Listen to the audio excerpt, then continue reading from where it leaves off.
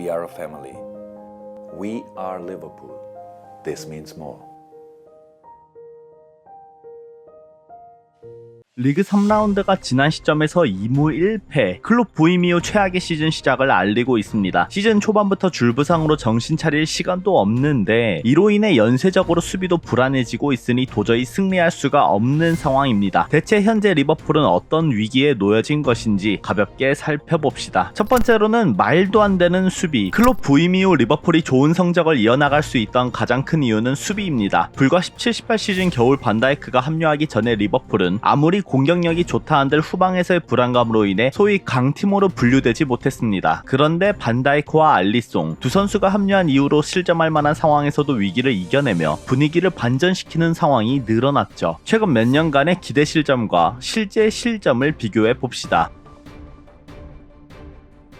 반다이크 알리송이 합류한 이래로 3번이나 리그 최소 실점을 기록했지만 기대 실점 값은 그렇게 좋은 편이 아니었습니다. 한마디로 먹힐만한 상황 속에서 엄청난 수비로 막아냈거나 상대 공격수가 어처구니 없는 실수를 통해 넣지 못한 상황이 있었다는 것이죠. 리그 우승 경쟁팀인 맨시티의 수치를 보면 실제 득점과 기대 실점 값이 크게 다르지 않습니다. 이는 실제로 맨시티의 수비가 얼마나 탄탄하게 유지되고 있는지를 알 수 있겠죠. 다시 돌아와 현재 리버풀은 오른쪽 센터백 포지션에서 한 명씩 돌아가며 부상을 당하는 탓에 1, 2, 3라운드 모두 스타팅 멤버가 다릅니다. 1라운드는 마팁, 2라운드는 필립스, 3라운드는 고메스. 그런데 여기다가 반다이크의 퍼포먼스도 흔들리다 보니 3-4골을 넣지 않는 한 경기를 어렵게 풀 수밖에 없습니다. 캐러거도 맨유와의 경기가 끝나고 반다이크에 대한 언급을 했었죠. 선수로서 반다이크의 의문을 제기할 수 있는 것은 단 한 가지입니다. 만약 당신이 반다이크의 체크리스트를 훑어본다면 그는 대부분의 경우 10점 만점에 10점일 겁니다. 그렇지만 제가 가끔 생각하는 한 가지 아쉬운 점은 그가 가끔씩 강렬함이 약간 부족하다는 것입니다. 그는 가만히 서 있으면서 스스로 보다 위축되게 플레이를 했습니다. 그것이 제가 말하는 유일한 아쉬운 점 중 하나입니다. 보다 적극적으로 다가가서 공격적인 움직임을 보여주었으면 어쩌면 슬라이딩도 괜찮고요. 몸을 던지는 행위 같은 것이 부족합니다. 맨유전 첫 실점 과정 속에서 적극적으로 달려들지 않고 자리를 지키며 슈팅 방향을 읽으려 했던 판단에 대한 비판이죠. 조금 불안한 감은 있지만 오랜 기간 슬럼프에 빠져본 적이 없는 반다이크이기에 다음 라운드에서는 다시 좋은 모습을 보일 거라 생각합니다. 여기까지가 우선적으로 최후방 수비진에 대한 얘기였고 보다 넓게 경기장을 바라본다면 현재 리버풀의 실점은 온통 수비진의 미스로 인해 발생하는 구조가 아닙니다. 첫 번째로는 핸더슨 파비뉴의 컨디션 이슈, 두 번째로는 6번 포지션에 나서는 선수의 포백 보호 능력 상실, 세 번째로는 엘리엇의 수비 능력, 네 번째는 마네와 비교할 수밖에 없는 디아스의 수비 가담, 다섯 번째로는 수비적인 밸런스를 갖춘 미드필더의 부재, 하나하나 빠짐없이 연쇄적인 문제입니다. 극단적으로 눈에 보이는 문제는 1, 2, 5번 각 포지션에서 조금씩 결점이 쌓이고 굴러가 결과물로 나오고 있어 단순히 한두 경기로 끊어질 분위기는 아니라 보입니다. 당장의 승리로 부정적인 에너지를 조금 없앨 뿐 팬들의 의심을 확신으로 바꾸는 데에는 시간이 걸릴 것으로 판단이 되네요. 보다 자세한 움직임 관련해서는 다음 영상에서 언급하고 이제 두 번째, 부상자로 인한 계획 수정. 최근 부진하고 있는 핸더슨마저도 약간의 부상을 안고 경기에 임하는 상황이다 보니 현재 클롭이 기용할 수 있는 미드필더의 수가 너무 적습니다. 핸더슨, 파비뉴, 밀러, 엘리엇, 카르발류. 심지어 이 중에 카르발류는 적응이 필요하다 보니 선발로 나서는 건 무리고 파비뉴와 핸더슨은 100%의 몸 상태가 아니죠. 시즌이 시작되기 전 부상자가 이렇게나 많이 발생할 거라 예상하지는 않았을 것이기 때문에 클롭이 구상했던 계획은 시즌 초부터 난관에 봉착했습니다. 엘리엇, 커존, 카르발류를 키우며 다음 여름 이적 시장에서 큼지막한 매물을 데려오려는 계획. 리버풀이 당장 돈이 없는 구단도 아니고 아낄 상황은 아니라서 지출하는 데 있어서는 문제가 없겠지만 급하다고 아무나 데려와서 벤치 뎁스를 채우지 않겠다. 이러한 스탠스가 명확하다 보니 현재 일주일을 남긴 이적 시장에서 누군가를 데려올지 쉽게 판단할 수가 없겠습니다. 만약 포워드의 숫자가 여유로운 상황이라면 4-4-2, 4-2-4 미드필더 숫자를 최소화시키면서 살라 디아스를 측면에 보내 어떻게든 버텨볼 텐데 포워드 부분에서도 조타가 부상으로 빠졌고 누네스 또한 징계로 출전을 하지 못하니 디아스, 살라, 피르미누가 끝입니다. 실상 미드필더도 없는데 포워드도 없고 수비진도 부상에 허덕이고 있다는 것이죠. 그러니 쉽게 돌파구가 보이지 않는 것입니다. 마지막으로 남은 이적 시장 활용은 닐 존스, 제임스 피어스 등등 여러 1티어 기자들 사이에서는 미드필더 영입에 나설 수도 있다는 주장과 땜빵식으로 뎁스를 채우는 움직임을 하지는 않을 것이라는 주장이 동시에 나오고 있습니다. 선수들의 부상이 장기적으로 이어지는 게 아닌 애매하게 3-4주 간격으로 빠진 빠진 것이라서 구단과 코치 입장에서도 쉽사리 판단하지 못하고 있는 것 같습니다. 애초에 체인벌린 케이타를 이번 시즌 정리하면 좋았겠지만 내부에서 노리는 선수를 데려오지 못했다거나 다음 이적 시장에 나온다거나 여러 변수들이 존재하여 남긴 것일 테니 조금은 기다려봐야 할 것 같습니다. 아마 이렇게 많은 선수들이 줄부상으로 빠질 것은 생각지 못했을 겁니다. 당장 프리시즌까지만 해도 체인벌린을 제외하면 모든 선수들이 출전할 수 있는 컨디션이었으니까요. 따라서 이적 시장 행보는 쉽사리 예측할 수는 없겠습니다. 부상자들의 현 상황을 보시면 당장 티아고, 코나테, 마팁은 9월 중순쯤에서야 복귀할 수 있고 케이타는 이제서야 막 부상을 당했으며 커티스 존스와 조타만이 이번 달 말에 훈련장 복귀를 할 수 있습니다. 포워드는 5명으로 정상 범주로 돌아오게 되겠지만 미드필더는 커티스 존스가 포함된 것뿐 9월 중순, 10월 초까지 현 멤버로 버텨야 하는 상황입니다. 애초에 당장 몇 달 활용하기 위해서 누군가를 급히 데려오지 않겠다, 이 스탠스를 유지하는 클롭 구단이다 보니 영입 리스트에 있던 매물이 지금 상황에서 판매 대상으로 나오지 않았다면 쉽게 움직이지는 않을 겁니다. 차라리 케이타의 이적 루머가 도는 이 시점에서 부상당하지 않고 케이타가 그대로 이적을 했더라면 추가 영입을 바랄 수 있었는데 하필 또 부상을 당해서 어떤 판단을 내릴지 쉽게 추측되지 않습니다. 현 시점에서 커티스 존스가 부상이 아닌 정상 컨디션이었더라면 왼쪽 포지션에서의 주전 자리를 차지할 수도 있는 최고의 기회인데 이 시점에서도 부상으로 빠져있는 것을 보면 운이 따르지는 않는 것 같습니다. 연이 아닐 수도 있고요. 차라리 미드필더 보강에 대한 확신이 없다면 투볼란치를 돌리고 포워드 4명을 활용하는 방식이 가장 이상적이지 않나 싶네요. 현재 팬들 사이에서 우승 포기라는 말이 시즌 초부터 들려오고 있지만